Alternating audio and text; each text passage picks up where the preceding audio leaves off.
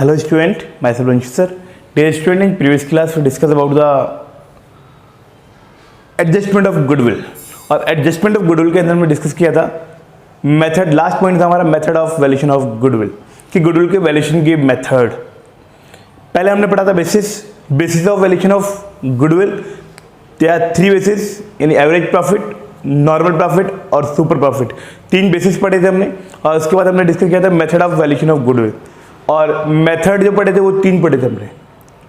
Number of purchasing year method, second था हमारा capitalise method, और थर्ड था हमारा एन्युटी मेथड, इसको कहते हैं वर्षों की क्रय विधि। सेकेंड था हमारा पूंजीकरण विधि यानी कैपिटलाइज मेथड, और थर्ड था हमारा एन्युटी मेथड, बोले तो वार्षिक विधि। एन्युटी ईयरली होती है ना, एन्युटी मेथड। क्लियर है स्टूडेंट? और कुछ एक दो मेथड और हैं जिस पे हम बात करते हैं। वो क्या कहता है मेथड, देखिए इनसे ही लिंकअप है लेकिन पर्सनली उसका इंडिविजुअल है। मेथड की अगर बात करेंगे तो तीन ही मेथड है, number of purchasing year method, capitalise method और एन्युटी मेथड, इन्हीं से रिलेटेड है। आइए हम डिस्कस करते हैं। ये टॉपिक जो है दोनों मीडियम्स के लिए कॉमन टॉपिक है। इनमें नेम हिंदी में भी लिख दूंगा मैं, आप जैसे समझ में दिक्कत नहीं आएगी। फॉर्मूला देखिए, देखिए जो लास्ट ये हमारा हेडिंग है वो है हिडन गुडविल बोल लो,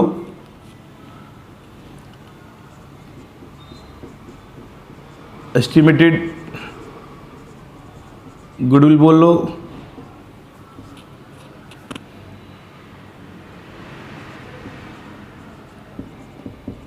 goodwill on the basis of capital बोल लो। कई नेम है, हिडन गुडविल बोल लो, एस्टिमेटेड गुडविल बोल लो, goodwill on the basis of capital बोल लो। अगर हिंदी की हम बात करेंगे, हिंदी में क्या क्या यूज करते हैं,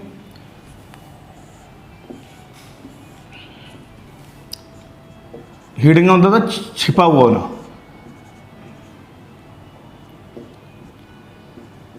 छिपी हुई ख्याति,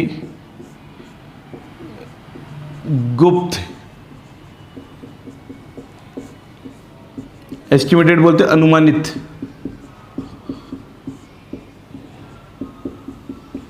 या फिर पूंजी के आधार पर ख्याति।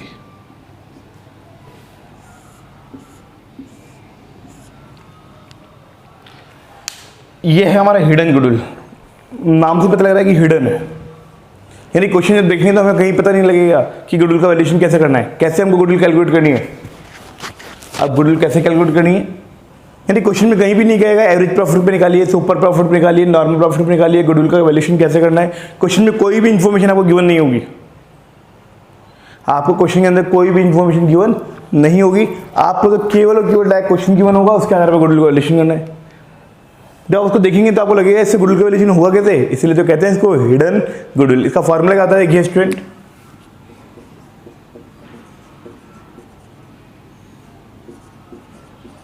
Hidden goodwill is equal to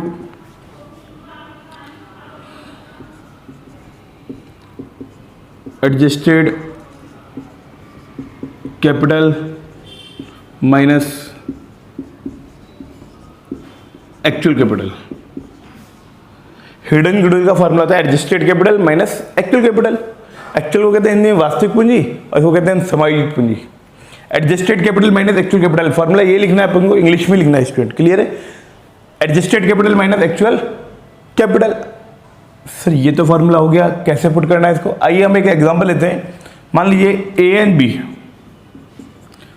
they are two partner, और इनकी कैपिटल देखिए, एडजस्टेड कैपिटल देखिए 30,000 एंड 20,000।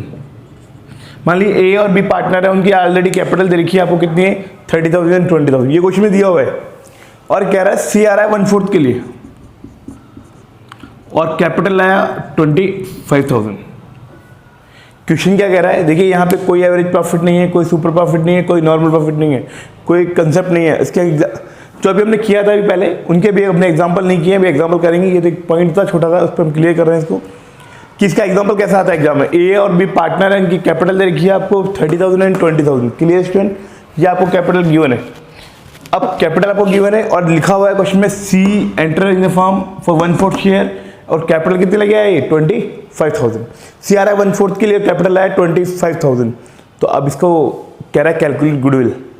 क्वेश्चन क्या कह रहा है, कैलकुलेट गुडविल। अरे यहाँ पे कोई इन्फॉर्मेशन नहीं है, ना तो एवरेज प्रॉफिट निकालना है, ना सुपर प्रॉफिट निकालना है, कौन से मेथड से निकालना है, क्या करना है, कुछ नहीं, बस सिंपली कह दिया calculate value of goodwill of firm. अब कैसे करेंगे, तो जब भी इसको कहते हैं goodwill on the basis of capital. ये बुक में कहीं नेम नहीं है डियर स्टूडेंट, ये नेम जो बनाया गया है वो हमारे द्वारा जनरेट किया गया है। बुक्स में तो केवल आपको हिडन गुडविल के नाम से दिया हुआ है, बाकी और कोई नेम नहीं मिलेगा। ये सारे जो पॉइंट हैं वो हम लोगों ने खुद ने आगे जब स्टडी करेंगे आप सी वगैरह की, वहाँ पे आपको सब कुछ पॉइंट मिलेंगे कैसे हम गुडविल का वैल्यूएशन करते हैं। हिडन है बिल्कुल गुडविल, यहाँ कुछ नहीं है, कोई इन्फॉर्मेशन नहीं है, बस लास्ट में एक लाइन दी हुई है कैलकुलेट वैल्यू ऑफ गुडविल। अरे वैल्यू ऑफ गुडविल किसके आधार पर, कुछ नहीं कहेगा, तो आपको यहाँ देखना है कैपिटल दे रखिए, इसका मतलब on the basis of capital निकलेगा। कैसे निकलेगा, अब यहाँ पे दो चीज़ चाहिए हमको, एक तो एडजस्टेड कैपिटल और एक निकालना है एक्चुअल कैपिटल। एक्चुअल की बात करें तो तीनों की एक्चुअल में कैपिटल है कितनी, 30 और 20, 50 और 25, 75,000। ये एक्चुअल कैपिटल है। ये क्या है student, that is the actual capital. Clear. और यहां अगर हम बात करें तो एडजस्टेड कैसे निकलेगी, एडजस्टेड निकलेगी सी आ रहा है 1/4 के लिए, और कितनी कैपिटल आया 25,000। सी आ रहा है 1/4 के लिए, कितनी कैपिटल आया 25,000। जब 1/4 के लिए 25,000 लाया तो इसके अकॉर्डिंग पूरी फर्म की कैपिटल कितनी होनी चाहिए, मतलब ये हुआ, ये मेरा हम 4 पार्टनर हैं, मान लीजिए 25,000 मेरा शेयर है 1/4 का मतलब 1/4।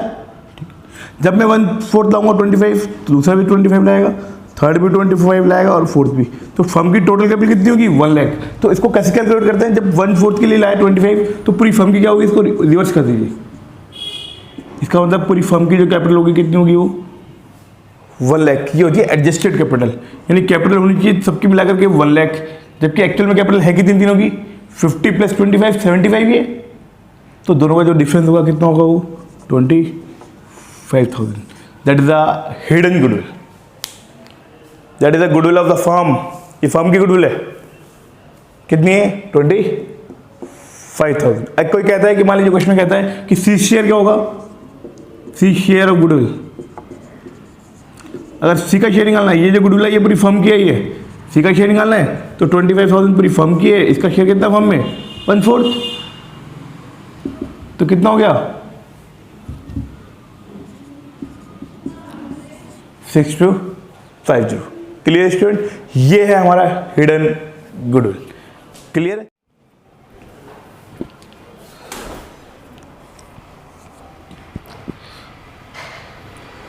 अब हमारा नेक्स्ट मेथड है purchase consideration method.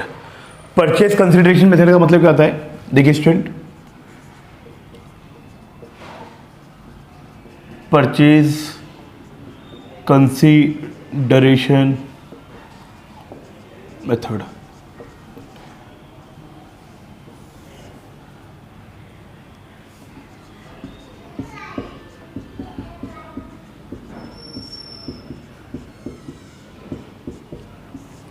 Purchase consideration method क्या होता है स्टूडेंट, देखिए ये कोई हमारे मेथड का पार्ट नहीं है, मैं पहले कह रहा हूं ये हमारे मेथड का पार्ट नहीं है। हमारे 3 method only, number of purchasing method, annuity method और कैपिटलाइज मेथड। ये हमारे अलग से कुछ मेथड है जो हमारे नॉर्मल रूटीन में वर्क करते हैं।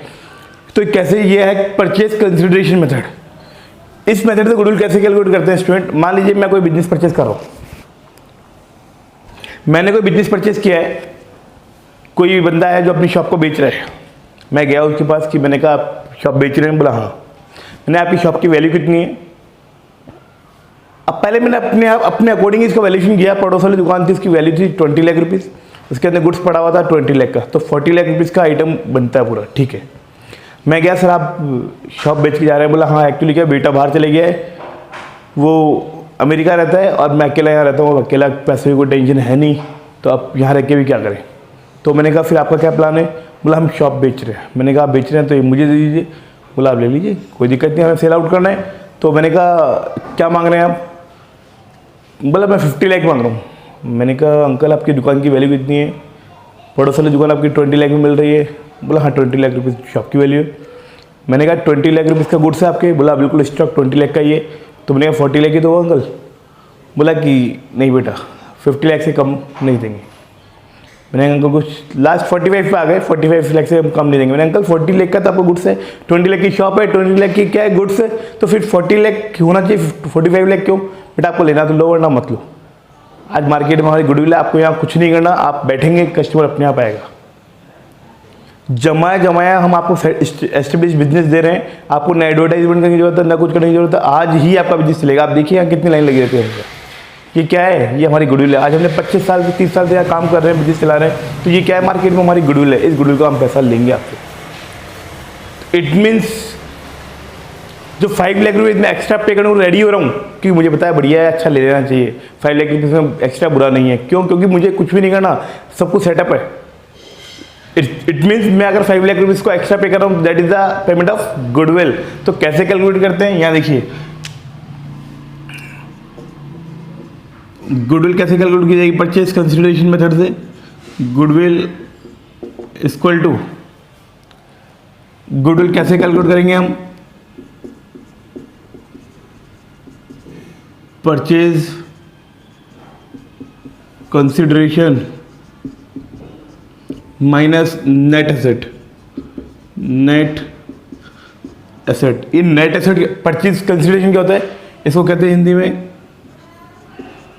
क्रय प्रतिफल, कि जो हम बिजनेस परचेज कर रहे हैं उसके बदले में हम कितना पे कर रहे हैं।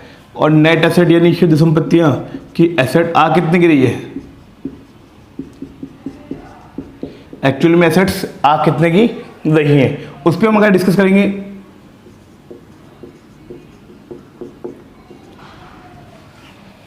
तो नेट एसेट कैसे निकालते हैं? इसका फॉर्मूला होता है हमारे स्टूडेंट, एसेट्स